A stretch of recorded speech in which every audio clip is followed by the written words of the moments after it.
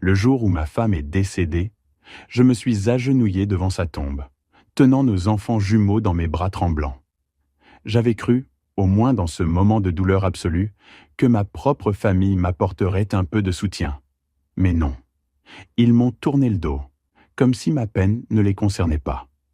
Ce furent mes beaux-parents, au contraire, qui ouvrirent leurs bras et nous accueillirent comme leur propre chair. Dans ces jours sombres et terribles, ils m'ont donné la force de me relever. Et c'est dans ces ténèbres que je me suis forgé une nouvelle détermination, préparant en silence une revanche contre la vie elle-même. Je m'appelle Barrett Winslow.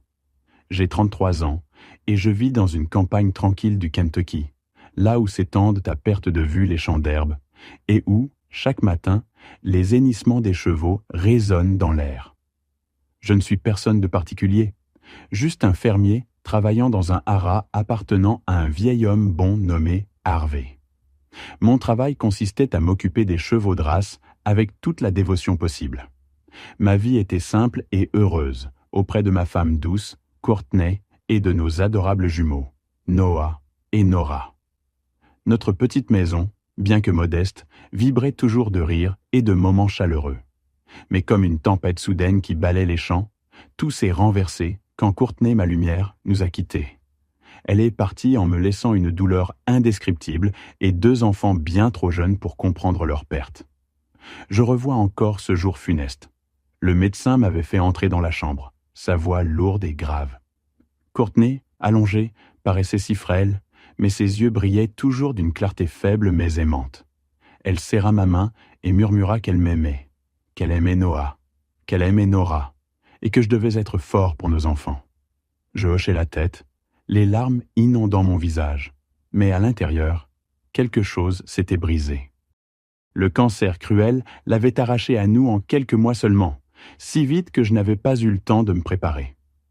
Courtney est partie un après-midi de pluie fine, et je suis resté là, muet, devant la fenêtre de l'hôpital, fixant un ciel gris qui reflétait mon cœur. Ces funérailles furent simples, comme elles l'étaient. Je choisis une petite église à la sortie de la ville, la même où nous nous étions un jour tenus par la main pour promettre de passer notre vie ensemble. Noah et Nora, âgés de 5 ans, s'accrochaient à mes mains. Leurs yeux innocents ne saisissaient pas encore toute la douleur. Ils portaient les habits de laine verte que Courtney avait tricotés elle-même et me demandaient « Papa, où est maman? Elle va revenir ?» Je ne pouvais que les serrer fort, cachant mes larmes. Dans l'église silencieuse, je sentais la présence des proches. Mes beaux-parents, Léonard et Francis Fletcher, étaient arrivés tôt ce matin-là. Francis prit Noah et Nora dans ses bras, ses joues ridées couvertes de larmes. Léonard, homme de peu de mots, posa sa main sur mon épaule et la pressa doucement, comme pour me transmettre sa force. Ils ne dirent presque rien, mais leurs yeux débordèrent d'amour. Pour Courtney, pour moi, pour leurs petits-enfants. Leur sincérité réchauffa mon cœur, ne serait-ce qu'un instant. Puis mes propres parents, Curtis et Loretta Winslow, arrivèrent. Et là, un froid glaçant m'envahit.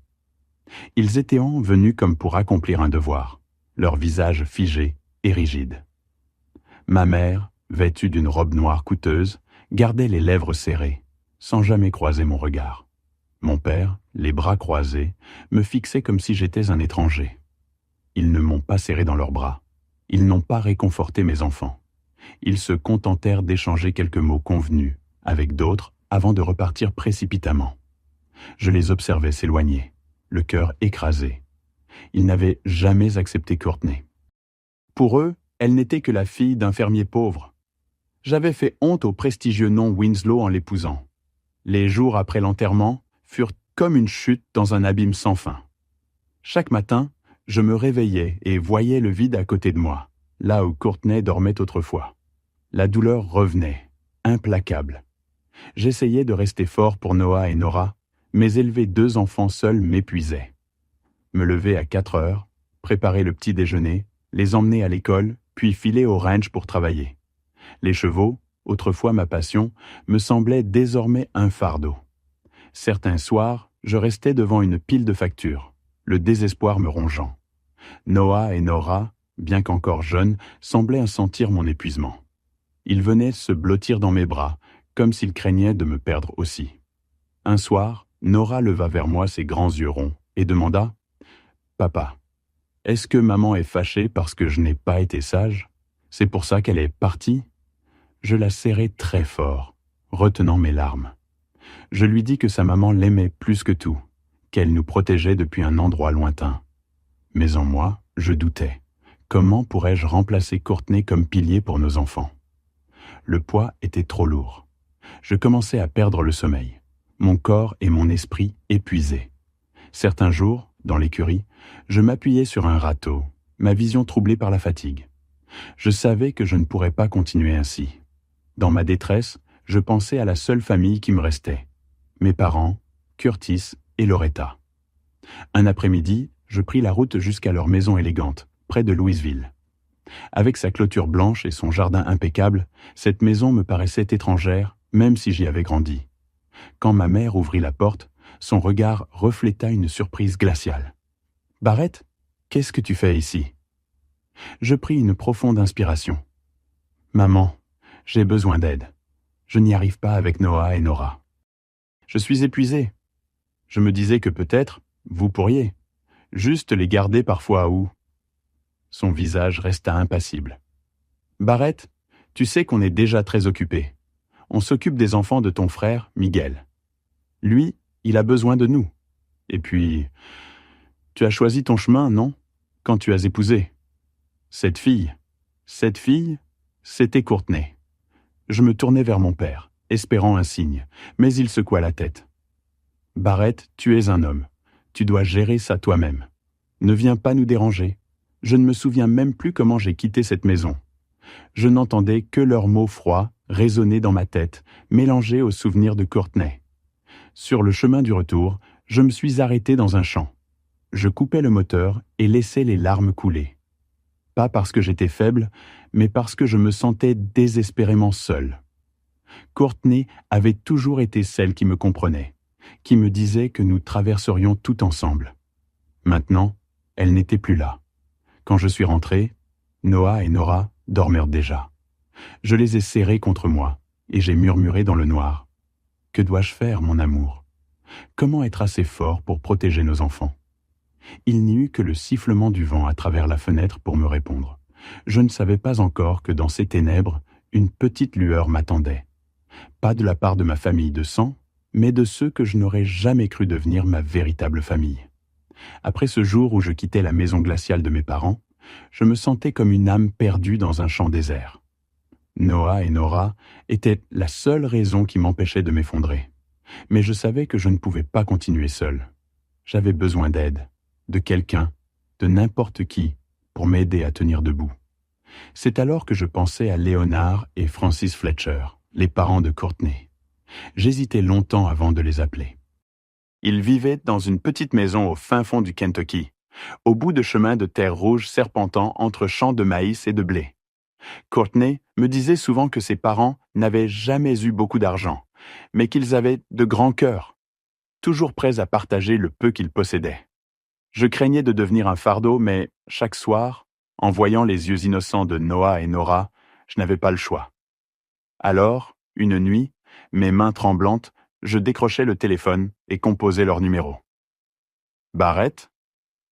La voix de Francis résonna, chaleureuse mais inquiète. « Est-ce qu'il y a un problème, mon grand ?» Je pris une inspiration, ma voix brisée. « Maman, je n'arrive plus. J'ai besoin d'aide. Je ne peux pas m'occuper de Noah et Nora seul. » Il y eut un silence, puis la voix de Francis se fit douce mais ferme. « Barrett, tu n'as pas besoin de dire un mot de plus. Amène les enfants ici. Notre maison est la vôtre. » Ces paroles furent comme un vent tiède brisant la glace autour de mon cœur. Le lendemain, je préparai quelques affaires pour moi et les jumeaux, les chargeai dans mon vieux pick-up et pris la route. L'heure de trajet me parut interminable. Tout du long, je doutais. Étais-je en train d'abuser de leur bonté? Mais en arrivant devant la petite maison en bois couverte de lierre, je vis Francis sur le perron, les bras grands ouverts. Elle m'enlaça comme son propre fils. Léonard, derrière elle, le sourire doux, s'approcha, posa sa main sur mon épaule puis serra Noah et Nora contre lui, comme si c'était naturel. Leur maison n'était pas grande. 2 chambres, un sol qui craquait et l'odeur de pain chaud qui flottait depuis la cuisine. Mais dès que je franchis le seuil, je ressentis une chaleur que j'avais perdue depuis la mort de Courtney. Francis fila en cuisine, préparant un repas simple mais réconfortant. Purée de pommes de terre, haricots mijotés et poulet frit doré. Noah et Nora, qui s'étaient enfermés dans leur silence depuis l'enterrement, se mirent à bavarder en l'écoutant raconter des histoires sur l'enfance de Courtney, comment elle courait dans les champs à la poursuite des lapins. « Courtney ressemblait beaucoup à la petite Nora », dit Francis en ébouriffant les cheveux de ma fille. Son sourire, c'était exactement le même. En voyant cette scène, mon cœur s'adoucit, mais la douleur refit surface aussi, en me rappelant le contraste violent avec mes propres parents. Curtis et Loretta n'avaient jamais pris mes enfants dans leurs bras, jamais raconté une histoire, jamais demandé comment ils allaient. Ici, dans cette maison modeste, Léonard et Francis me traitaient non pas comme un gendre, mais comme leur fils. Les jours suivants, je m'installai définitivement chez eux. Ils refusèrent que je paie quoi que ce soit, malgré mon insistance. « Barrett, tu fais partie de la famille. Peu importe ce qui arrive, tu es chez toi, » dit Léonard d'un ton ferme. « La famille ne tient pas de compte. » Francis prit en charge Noah et Nora comme une véritable grand-mère-maman. Chaque matin, elle se levait tôt pour leur préparer des tartines avec sa confiture maison de fraises. Elle tressait les cheveux de Nora et apprenait à Noah à faire ses lacets. Léonard, malgré son âge, les emmenait à l'école dans son vieux pick-up cabossé. Un jour, je les trouvai sous le grand chêne de la cour. Léonard enseignait à Noah à tailler un petit bateau en bois, pendant que Nora le coloriait avec ses crayons. Je restais figé, des larmes aux yeux. C'était exactement ce que Courtney voulait, que nos enfants grandissent entourés d'amour, dans des moments simples mais pleins de sens. Je continuais à travailler au haras de Harvey. Le travail était toujours éreintant, mais rentrer le soir n'était plus un poids. Francis m'attendait toujours avec une assiette chaude, et Léonard restait à mes côtés, une tasse de café à la main, partageant des histoires de sa jeunesse, de comment lui et Francis avaient bâti leur vie à partir de rien. Ces récits, en plus d'apaiser ma fatigue, m'insufflaient de la force de la famille. Mais parfois, la douleur revenait. Quand Noah et Nora dormaient profondément, je sortais seul sur le porche et fixais les champs plongés dans l'obscurité. Le manque de Courtney me mordait comme une plaie ouverte. Et les souvenirs de la froideur de mes parents surgissaient à nouveau, me laissant amer. Un soir, Francis me rejoignit. Elle posa une vieille couverture sur mes épaules et s'assit à côté de moi. « Qu'as-tu sur le cœur, mon grand ?» demanda-t-elle doucement. Je baissai la tête. Je ne comprends pas pourquoi mes parents me traitent ainsi. J'ai tout essayé pour être un bon fils, mais pour eux, je ne suis jamais assez. Et vous? Vous me traitez comme votre fils, alors que je ne suis que leur gendre. Je ne sais pas comment vous remercier. Elle posa sa main sur la mienne, son regard tendre mais ferme. Barrett, tu ne nous dois rien. Tu es le mari de Courtney, le père de Noah et Nora. Pour nous, tu fais déjà partie de la famille. La famille n'attend rien en retour. Elle se contente d'aimer. Ces mots réchauffèrent mon cœur comme une flamme dans la nuit. Ce soir-là, je fis un serment silencieux, à Courtney, à Léonard, à Francis et à mes enfants. Un jour, je les remercierai. Je prendrai soin d'eux comme ils avaient pris soin de moi dans mes heures les plus sombres. Je construirai pour Noah et Nora un foyer complet, même sans leur mère. Les Fletcher, malgré leur vie simple, débordaient d'amour. Leur petite maison en bois, leurs repas modestes, leurs soirées passées autour du feu créaient une atmosphère bien différente de la froideur des Winslow. Je repensais souvent aux grandes réceptions que mes parents organisaient, aux discours où ils glorifiaient Miguel, mon frère cadet, en exagérant ses réussites. Pour eux, tout tournait autour des apparences. Ici, chez Léonard et Francis, je découvrais que la véritable richesse se trouvait dans les liens et le partage. Les mois passèrent, marqués par des difficultés, mais aussi par de précieuses leçons. Je commençai à gérer mes finances avec rigueur, surveillant chaque cent de mon maigre salaire pour subvenir aux besoins de Noah et Nora. Je me jurais de bâtir une vie meilleure, pour mes enfants, mais aussi pour Léonard et Francis qui m'avaient accueilli comme leur fils. C'est alors qu'un matin d'automne, Mr. Harvey m'appela dans son bureau. Son visage buriné, ses yeux francs, me scrutèrent longuement avant qu'il ne prenne la parole. « Barrett, il y a une foire aux chevaux ce week-end à Lexington. Je veux que tu viennes avec moi. Tu es le meilleur que j'ai pour t'occuper de nos chevaux. » J'en restais bouche bée. Je n'avais jamais quitté vraiment le ranch pour un tel événement. Moi qui passais mes journées dans les écuries, je n'avais pas l'habitude des foules, des riches acheteurs et de leurs costumes élégants. Mais je savais que je ne pouvais pas refuser. C'était une occasion d'apprendre. Le jour de la foire, j'enfilai la chemise la plus propre que Francis avait soigneusement repassée et mon vieux chapeau de paille. L'air de Lexington était vibrant. Hennissements, éclats de rire, senteurs de foin et de nourriture grillée emplissaient les lieux. Des purs sangs étincelants défilaient sous les applaudissements. J'étais aux côtés de M. Harvey, présentant quelques jeunes chevaux et répondant aux questions avec naturel. Pour moi, ce n'était pas un travail, mais une passion.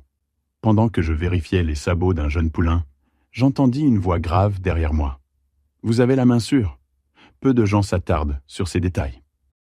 Je me retournai et vis un homme aux cheveux argentés, vêtu d'un costume sobre mais élégant. Il se présenta, Clinton McGrath, ancien investisseur, toujours passionné de chevaux de course.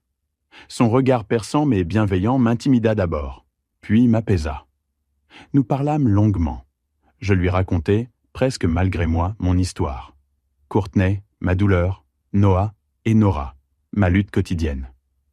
Il m'écouta sans m'interrompre, posant seulement des questions simples mais profondes. Quand j'eus fini, il me fixa droit dans les yeux. « Tu as du cran, Barrett, et du talent. Tu as déjà pensé à fonder ton propre ranch ?» Je restais figé. Créer mon ranch ? C'était un rêve que je n'avais jamais osé caresser. Je répondis, presque honteux, « Monsieur, je n'ai ni argent ni appui. Je sais m'occuper des chevaux, mais monter un ranch, c'est hors de ma portée. » Il eut un sourire tranquille. « L'argent n'est pas tout. Ce qui compte, c'est la volonté et le savoir-faire. Je veux t'aider, je peux investir. Pas une fortune, mais assez pour que tu commences. » Je crus rêver. Un inconnu me tendait la main pour réaliser le plus grand rêve de ma vie. Je pris son numéro, incapable de dire oui sur le champ, la peur nouant encore mes entrailles. Le soir, de retour chez Léonard et Francis, je racontai l'histoire. Léonard me dit, posant sa main ferme sur mon épaule, « La vie est un pari, fils. Si tu n'essaies jamais, tu ne sauras pas si tu pouvais gagner. Courtney croyait en toi. C'est le moment de te montrer à la hauteur. » Francis ajouta doucement, essuyant ses mains sur son tablier. « Tu as déjà surmonté l'insurmontable. N'aie pas peur de ce qui t'attend. » Leurs paroles dissipèrent peu à peu le brouillard de mes doutes. Cette nuit-là, en regardant le ciel étoilé, je me souvins de Courtney. « Tu auras ton propre ranch un jour, Barrett, » me disait-elle souvent. Alors, j'ai pris ma décision. Le lendemain, j'annonçai à Mr. Harvey ma démission. Ses yeux s'embuèrent de regret, mais il sourit. « Tu es le meilleur que j'ai eu. Je te soutiens. Ma porte restera toujours ouverte. » Quelques jours plus tard, je retrouvai M. McGrath dans un café de Lexington. Sans détour, il posa son offre. « Barrett, je vais investir $1 million. En échange, je veux 30 de parts. Ce n'est pas un cadeau, c'est un pari. Montre-moi que je n'ai pas eu tort. » Je crus défaillir. 1 million. Je promis de ne pas le décevoir. Avec cet argent, j'achetai un petit terrain à la périphérie de Lexington. Pas immense, mais assez pour bâtir une écurie modeste. De mes propres mains, je plantais les poteaux, assemblais les planches, érigeais les clôtures. Chaque coup de marteau, chaque goutte de sueur me rappelait que c'était ma chance unique. J'achetais quelques jeunes chevaux, négligés par les grands éleveurs. Pas des champions, mais je croyais en leur potentiel. Pourtant, la réalité se montra cruelle. Les dépenses s'accumulaient.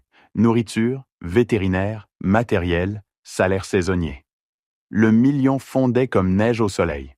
Je me levais à 4 heures du matin, nourrissais les chevaux, nettoyais les stalles, m'occupais des entraînements. Mon dos me brûlait, mes mains saignaient, mais je tenais bon.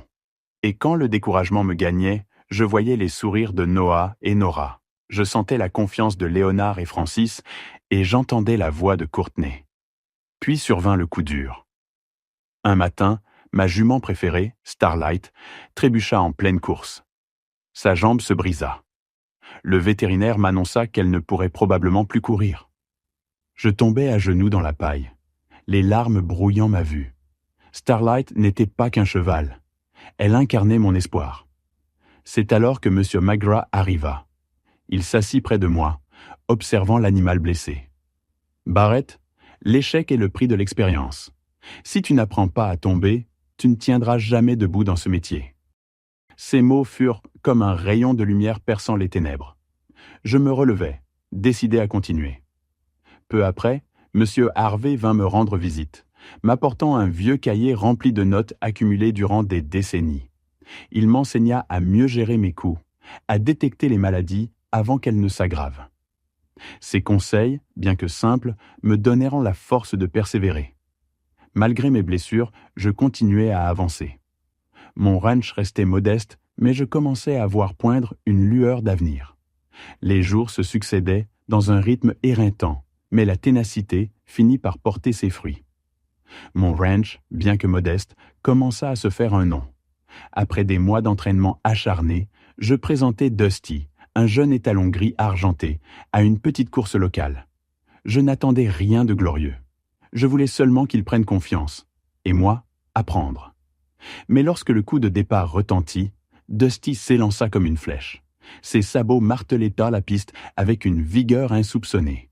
Je retenais mon souffle, les poings serrés sur la barrière. Et quand il franchit la ligne en 3e place, j'en restais muet. 3e. Ce n'était pas une victoire éclatante, mais pour moi, c'était comme conquérir un sommet. La nouvelle circula vite dans la communauté équestre. On commença à murmurer mon nom. Moi, Barrett Winslow, qu'on ne voyait autrefois que comme un simple employé de ranch, j'étais désormais reconnu comme un entraîneur prometteur. Bientôt, un propriétaire voisin me confia l'un de ses jeunes chevaux adressés. Puis un autre vint proposer d'acheter un poulain. Les premiers revenus commencèrent à tomber, encore modestes, mais suffisants pour alléger les dettes et couvrir les dépenses.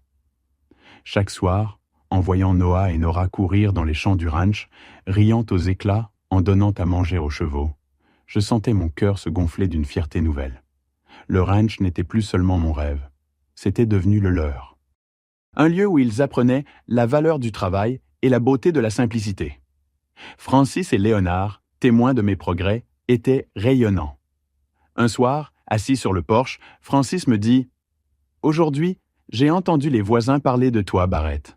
Ils disent que tu construis quelque chose de solide. Je suis si fier. » Léonard ajouta d'une voix grave mais émue. « Tu n'es pas seulement notre gendre, Barrett. Tu es notre fils. » Leurs mots me firent baisser la tête pour cacher mes larmes. Sans vous, je ne serais jamais arrivé jusque-là. Les choses s'accélérèrent. Ember, la jument préférée de Noah, gagna une grande course dans le comté voisin. Cette victoire fit de nous un nom respecté. La presse locale publia un article sur mon histoire. Un homme qui avait tout perdu, mais qui avait trouvé la force de se relever grâce à l'amour et au travail. On parla bientôt de Winslow Ranch. Ce nom, mon nom, associé désormais à l'espoir et à la réussite. Mais c'est alors que l'ombre de mon passé ressurgit. Un après-midi, alors que je réparais une clôture, une voiture lustrée s'arrêta à l'entrée du ranch. Je reconnus aussitôt le véhicule, celui de mes parents. Curtis et Loretta descendirent, suivis de Miguel, mon frère cadet. Je sentis un nœud d'angoisse se former dans mon ventre. Ils s'avancèrent avec des sourires forcés. « Barrett ?» dit Loretta d'une voix douce mais fausse. « Nous avons entendu dire que tu t'en sortais bien. Nous voulions voir comment allaient Noah et Nora. Je les invitais par politesse, même si tout mon corps criait de les tenir à distance. Les enfants, en jouant dans la cour, s'arrêtèrent. Ils restèrent figés, sans courir vers leurs grands-parents, comme ils le faisaient avec Léonard et Francis. À l'intérieur, Curtis parcourait du regard les murs en bois, comme s'il évaluait la valeur du lieu. « Pas mal », finit-il par dire. « Tu es mon fils après tout. N'oublie pas tes racines. La famille reste ce qu'il y a de plus important. » Je sentis ma poitrine se serrer. Racines, famille. Ces mots sonnaient comme une insulte. J'entendais encore la voix froide de mon père le jour où je leur avais demandé de l'aide. Débrouille-toi comme un homme. Et voilà qu'aujourd'hui, parce que mon ranch commençait à prospérer, il venait parler de famille. Loretta, dans sa robe luxueuse, ajouta avec un soupir étudié « Barrett, cela fait si longtemps que tu ne nous as pas rendu visite. Nous nous inquiétions pour toi. Tu es toujours de notre sang. » Je serrai les poings. De l'inquiétude ? Où était-elle quand je veillais seul sur mes enfants en larmes ? Puis Miguel prit la parole. Son sourire forcé ne trompait personne. « Frère, ton ranch a de l'avenir. On parle de toi partout. Imagine ce que nous pourrions accomplir ensemble. Moi, j'apporte mes contacts et mes idées. Toi, ton savoir-faire. Nous pourrions développer quelque chose d'immense. » Ces paroles sonnèrent creux. Je savais que Miguel, que mes parents érigeaient en modèle, avait échoué à plusieurs reprises dans ses affaires. Ce qu'il cherchait, ce n'était pas un partenariat, mais à profiter de ma réussite. La tension monta. Curtis parlait de devoir filial. Loretta soupirait en me reprochant ma distance et Miguel répétait ses propositions d'association. Je me sentais acculé, le cœur battant de rage et de désespoir. C'est alors qu'une voix claire brisa le silence.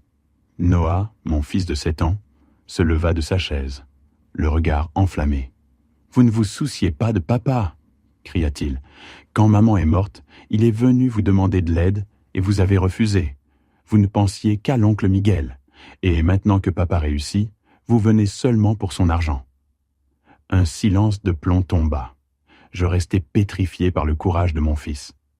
Dans ses yeux brillait l'honnêteté farouche de Courtney. Curtis pâlit. Loretta baissa la tête, honteuse. Miguel, rouge de colère, s'écria « Insolent !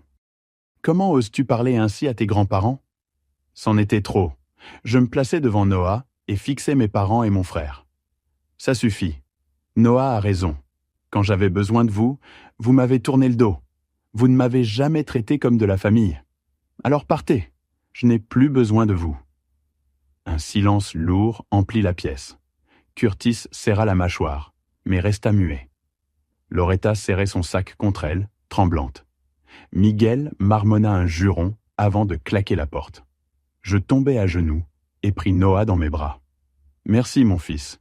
Tu as été si courageux. » Nora nous rejoignit, et tous les trois, nous nous serrâmes fort, comme pour sceller notre unité. J'avais perdu une famille de sang, mais j'en avais trouvé une autre, forgée dans l'amour et la loyauté. Les années passèrent, et Winslow Ranch devint un nom respecté dans tout le Kentucky. Mes chevaux gagnaient des courses, les commandes affluaient, et petit à petit, la réputation que j'avais bâtie à la sueur de mon front dépassa les frontières de mon comté. Un matin, 2 hommes en costume vinrent me rendre visite. Ils représentaient Equine Ventures, un puissant fonds d'investissement spécialisé dans les chevaux de course. Après une visite attentive de mes installations, ils me firent une proposition qui me laissa sans voix.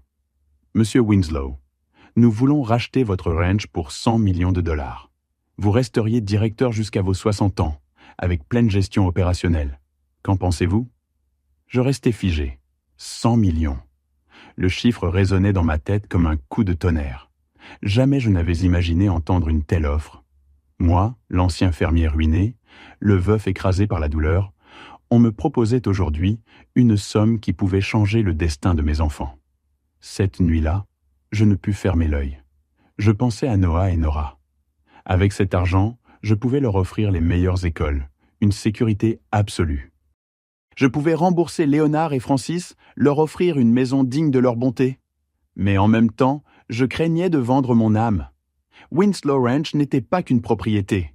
C'était mon rêve, mon combat, le Legs de Courtney. Si je vendais, serais-je encore moi-même ? Les jours suivants, je consultais ceux en qui j'avais confiance. Léonard et Francis d'abord. Assis à leur table de cuisine, je leur expliquai l'offre. Francis me prit les mains, ses yeux brillants d'inquiétude. « Barrett, tu as travaillé si dur, mais pense à Noah et Nora. Une telle chance n'arrive pas 2 fois. » Léonard ajouta d'une voix grave mais apaisée. « Tu as bâti quelque chose d'extraordinaire. Quelle que soit ta décision, nous serons à tes côtés. Ce qui compte, c'est que tu restes fidèle à ton amour pour les chevaux. » Puis je rendis visite à M. Harvey, mon ancien patron. Dans le vieux café de Lexington, il écouta sans m'interrompre, puis éclata d'un rire sec. Barrett, peu de fermiers dans une vie reçoivent une telle offre. Mais l'argent n'est pas tout. Tu dois choisir, garder ton indépendance ou assurer l'avenir de ta famille. À toi de décider ce qui compte le plus. Enfin, je consultai M. McGray. Nous nous assîmes sur un banc en bois, face au champ. Après avoir entendu l'histoire, il posa une main ferme sur mon épaule. Barrett, vendre ne signifie pas perdre. Tu peux poser tes conditions. Assure-toi de garder le contrôle sur ce qui compte. La gestion, les chevaux, ton identité. Tu ne seras pas un employé, tu resteras le cœur de ce ranch. Ces mots dissipèrent mes doutes. Je compris que je pouvais accepter, mais sans renoncer à mon âme. Après des négociations tendues, Equine Ventures accepta mes conditions. Je signai le contrat. Winslow Ranch valait désormais 100 millions, mais j'en restais le directeur et l'âme. Ce fut le début d'une nouvelle vie. Je ne craignais plus les factures, je n'avais plus à me demander si mes enfants auraient de quoi manger demain. Mais plus que l'argent, c'était la sérénité retrouvée qui comptait. La première chose que je fis fut de tenir ma promesse à Courtney. Prendre soin de ses parents. Je retournai chez Léonard et Francis avec un dossier sous le bras. « Maman, papa, j'ai un cadeau pour vous. » Je leur offris une maison spacieuse en bord de lac, avec un jardin et tout le confort dont ils avaient toujours rêvé. Francis fondit en larmes. Léonard me serra dans ses bras en murmurant « Fils, nous sommes fiers de toi. » Puis je décidai d'aller plus loin. Je voulais que le nom de Courtney continue de vivre. Avec une partie de l'argent, je créai le fonds de bourse Courtney Fletcher Winslow, destiné aux enfants défavorisés des campagnes du Kentucky. Ceux qui, comme Courtney, avaient des rêves mais manquèrent de moyens. Grâce à ce fonds, ils pourraient étudier, réaliser ce qui leur semblait impossible. Noah et Nora intégrèrent une école prestigieuse à Lexington. Mais je veillais à leur rappeler chaque jour leurs racines. Tout ce que nous avons aujourd'hui, mes enfants, vient de l'amour et du courage. Ne l'oubliez jamais. Soyez reconnaissants. Restez humbles. Lors du lancement du fonds, dans une petite salle communautaire, je pris la parole devant des dizaines de familles, aux côtés de Léonard, Francis et mes enfants. Je n'étais qu'un fermier avec rien. Si je suis ici aujourd'hui, c'est grâce à ma femme Courtney et à mes beaux-parents qui ne m'ont jamais abandonné. Ce sont eux, ma vraie famille. Ces mots déclenchèrent une salve d'applaudissements. Mais au fond de la salle, je vis Curtis, Loretta et Miguel. Ils avaient osé venir. Je lus la honte sur leur visage. Curtis, raide, tentait de cacher sa gêne. Loretta baissait la tête, crispée sur son sac. Miguel, rouge de colère, quitta la salle avant la fin. Je ressentis une pointe de douleur, mais aussi une vérité apaisante. Je n'avais plus besoin d'eux. Ils m'avaient rejeté quand j'étais à terre. Aujourd'hui, leur présence ou leur absence ne changeait rien. Ce soir-là, Francis m'embrassa en pleurant. Léonard me serra longuement. Et dans cet élan, je sentis Courtney avec nous, comme si son sourire planait encore dans cette famille recomposée par l'amour. Les jours reprirent, mais cette fois dans la paix. Winslow Ranch prospérait, mais au-delà des chiffres et des victoires, ma vraie richesse se trouvait dans les yeux brillants de Noah et Nora, dans la fierté de Léonard et Francis, et dans l'héritage de Courtney. Un soir, je conduisis les enfants au cimetière, sous le grand chêne.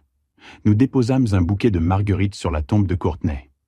Noah, désormais grand, se tint droit. Nora serra ma main et demanda doucement « Papa, est-ce que maman sait qu'on est venu ?» Je souris, caressant ses cheveux. « Elle le sait, ma chérie. Elle est toujours avec nous, dans nos cœurs. » Nous restâmes là, unis, baignés par le coucher de soleil, et je compris enfin le sens de ma vie. La famille n'est pas toujours celle du sang, mais celle qui se tient à vos côtés dans vos pires moments. Curtis, Loretta et Miguel avaient choisi de me tourner le dos. Léonard, Francis, Harvey, Magra avaient choisi de m'élever quand je tombais. Je savais désormais quelle famille je voulais honorer. Et en voyant Noah et Nora sourire, je fis le vœu qu'ils grandiraient avec cette même vérité.